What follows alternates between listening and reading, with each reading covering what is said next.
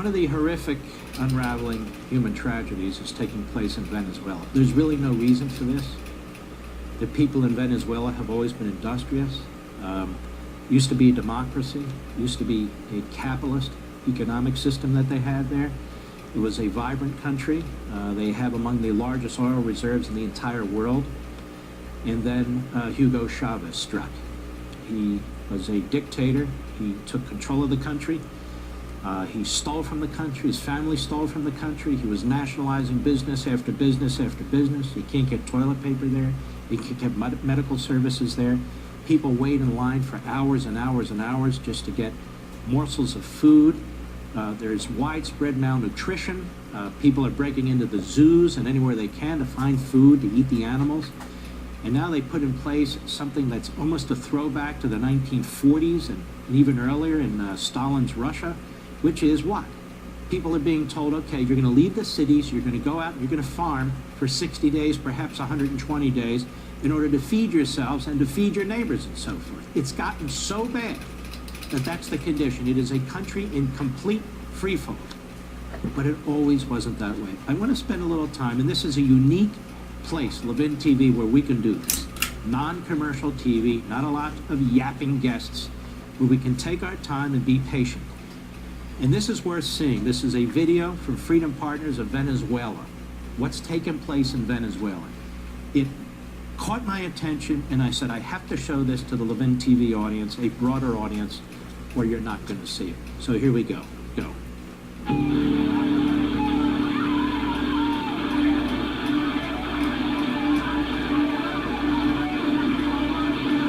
I played that for you, ladies and gentlemen, because it's poignant and it's compelling. And I fear it's happening to us. Obviously not exactly the same way, but I fear it's happening to us. When you watched that, wasn't that your concern? There's very little talk about individual liberty in this country. You don't hear it from either candidate. You don't hear it from the progressive statists. You don't hear it from the progressive populists, the progressive nationalists. You hear a lot of this redistribution of wealth. The rich versus the working people, the 1% versus the middle class. And this mantra, this meme, is now used not just by the Bernie Sanders communist left, but it is used by the Democrat Party, and now it's used by elements of the Republican Party. They claim they're outsiders, that they're anti-establishment. I'm telling you, if we don't hold our Constitution tightly, that we're going to lose everything. You heard what the gentleman said. It's just a piece of paper if we don't believe it. Judge Learned was a great judge, since gone, of course. But he wrote beautifully, and he wrote beyond the law. And he said essentially, Constitution, due process, all that doesn't matter if the people no longer want to live in freedom. Do we want to live in freedom? How come the candidates don't talk about freedom? How come it's not discussed over and over and over again at either party's convention? It's mentioned here and there. What is it that makes America so different from all these other places? You know, we are different, despite the best efforts of the left to pretend that we're just one of many. We're different for a lot of reasons. But we're primarily different because we embraced what John Locke said, the man in the middle. Natural law and natural rights. That we have this sphere of freedom around each and every one of us. And we're born with it, these unalienable rights. The right to live and the right to be free. The right to enjoy our lives and to be happy. And the right to acquire things, like property, like a home, like food. And these are God-given rights, not government-given rights. In fact, we don't even talk about government yet. We must have a respect first for individual freedom. That is, the right to be unmolested by authority. And then we develop the civil society, not with government, Civil society, think of it as your neighborhoods and your community at the most base level. People getting together, people attending church, people attending civics organizations, Little League, all these different things that are not government-oriented. The civil society. You must have a civil society, a tolerant civil society.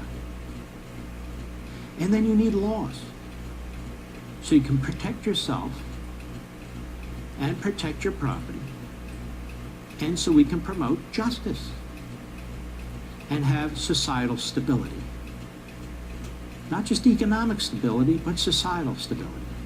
So what's right is right, what's wrong is wrong, and that's the nature of the community.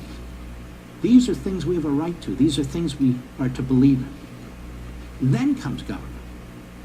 Government's the last piece. And you need a government that is going to undergird individual liberty in the civil society. That's going to not just protect it, but nourish it and perhaps improve it by creating standards for the government and creating limitations on that government that you've just created. Limitations on that government. Just as people are imperfect, a handful of people running a government, they're imperfect too. When we talk about government, it's not an amorphous thing. So we put in place a government. To do what? To do what? To secure our liberty. That's what we put a government in place for. That's all been hijacked. It's all been perverted. What's the main thing our government does today? Takes from A and gives it to B. It redistributes wealth. Where's that in the Constitution? It's nowhere in the Constitution. What else does our government do?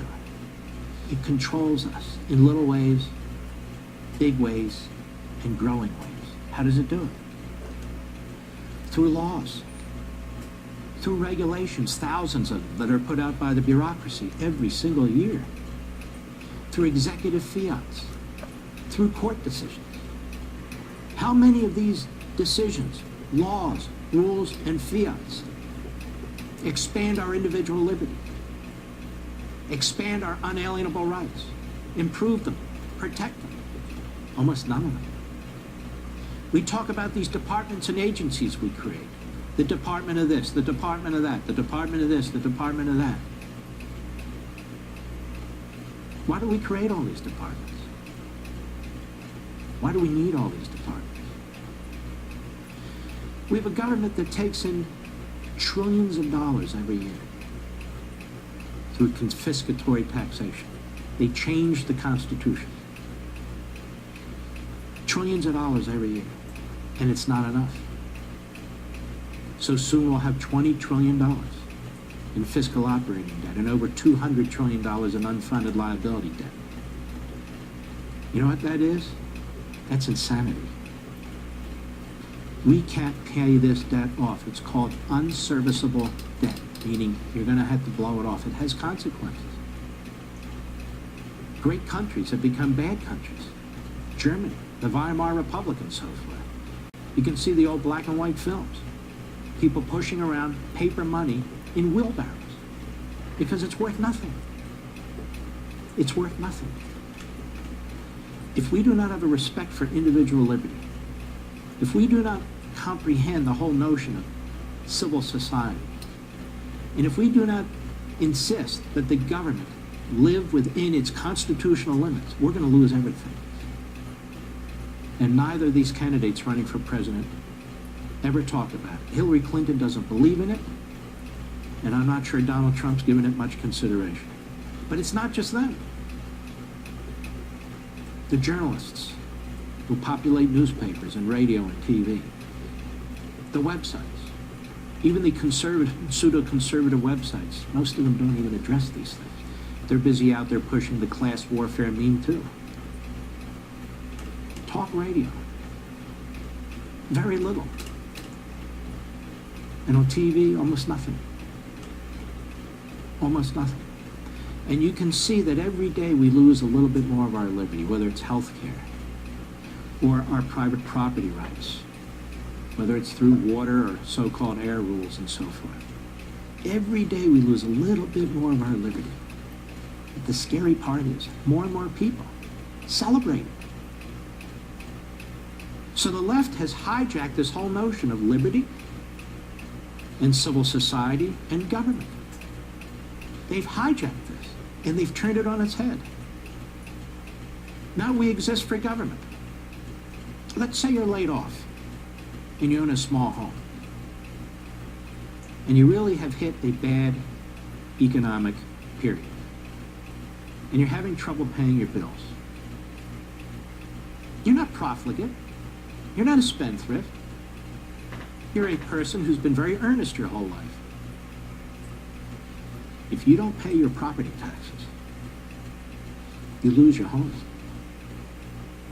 Whether you eat or not is of no consequence. Whether you have an old automobile to try and find work is of no consequence. Whether you have other bills is no consequence. If you don't pay that property tax, you lose everything. Same with income taxes. You may be behind. You may be in a pickle. You may be having difficulty. You don't pay your income tax, they will fine you and penalize you. And in the end, they will imprison you. That's what they'll do. And you can see more and more of the Bill of Rights. We have a candidate in Hillary Clinton who's running for President of the United States, who's talking about how she will attack the Second Amendment, your right to bear arms. How will she attack it? She will attack the manufacturer of arms, the manufacturers of bullets. You have a Democrat Party that actually proposed an amendment to curb the First Amendment. Free speech. They said there's too much money in politics. Too much money in politics? They're all about money in government. There's too much money in government. What happens to money in politics? What do they do with the money? They buying drugs? They buying properties? No. They're buying airtime to communicate with you and me. Or they're paying for mailers or whatever. It's of no consequence, really. There's nothing corrupt about that. That's the First Amendment. Look at religious liberty in this country. Just in the last 5, 6, 7 years. Marriage has been redefined, not by the states and the people, but by 5 lawyers on the Supreme Court, just 5. And as a consequence, what's happening now? You're violating state and other civil rights laws if for religious reasons you have an objection to catering, let's say, a same-sex marriage. Why? There's plenty of people who will cater it because of growing intolerance and the iron fist. We now have the Black Lives Matter movement. If you say all lives matter, you're under attack. People are actually being assaulted if they dare to say that. College kids are being punished, suspended, and having to attend classes because they don't understand the significance of Black Lives Matter versus all lives matter. The society's crumbling. The culture's crumbling. The government's not. The government's ballooning up. It's becoming more and more muscular, more and more powerful, more and more ubiquitous. It is the Leviathan. It is the Leviathan that Thomas Hobbes wrote about. It is the Leviathan. It's everywhere. Think about it. You cannot buy a toaster without the government having approved the energy efficiency of the toaster. Look around your home. The issue isn't what's regulated. The issue is what's not regulated. And so when we look at this film on Venezuela, it should help us crystallize our thoughts and our concerns. And it should also make you even a more vocal and active constitutional conservative, not nationalist, populist, agrarian, not a progressive statist, not a whatever. Because the only governing system that can work with the notion of individual liberty that I've talked about and the civil society is the constitutional Republican small r system. There is no other system. And it's collapsing. And we have to defend it. That's why I wanted you to see this film about Venezuela.